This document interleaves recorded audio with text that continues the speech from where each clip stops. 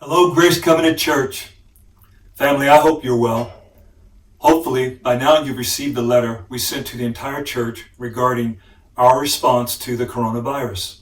If you have not received the letter, please email info@gracecovdc.org. That's info@gracecovdc.org. The letter contains facts about the virus, personal hygiene, and being people of faith, not fear.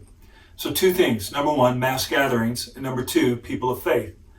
This week, Mayor Bowser implemented a prohibition of mass gatherings of 250 people or more. So the question is, will Grace Covenant Church meet on Sundays?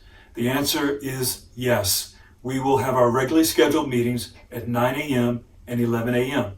While in total, we are more than 250 people, in each of the services, we are fewer than 250 people, both the 9 a.m. and the 11 a.m. In addition to that, we're also going to take measures that we think will be helpful to adding wonderful wisdom in our experience of worship. Number one, we're going to use door stops to make sure that the doors remain open, thus minimizing contact for handles as you enter and exit the building and the sanctuary. In addition to that, we'll have antibacterial soap, and in lieu of hugs and handshaking, we will fist bump and elbow bump. So it's going to be a great moment of worship. Lastly, being people of faith, not fear. People of wisdom, not worry. The Bible says to live by faith, and it says ask for wisdom.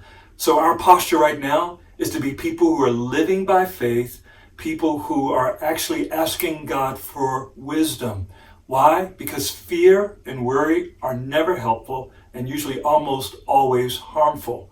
And so as we gather to worship, I'm asking that you would come worship, but come in faith. Now, if your health has been compromised, for example, you're in the high risk category, or maybe you have symptoms that are flu-like or cold-like, and it may be best for you to, in faith, remain home and worship and then watch the podcast. But whatever we do, people, if we go out, if we come in, let's do it all in faith. And let's be those who receive God's heart of love, because his love is what drives out fear. And we want to be people of faith, not only for ourselves and our families, but for this community and city that we've been called to love and serve. Lastly, I was on a conference call that was set up by Mayor Bowser. On that call was the director of the health department, Dr. Nesbitt, along with other city officials and faith-based leaders. It was a great conversation, and I want to give you a website for additional resources. If you will, go to coronavirus.dc.gov. Again, that's coronavirus.dc.gov.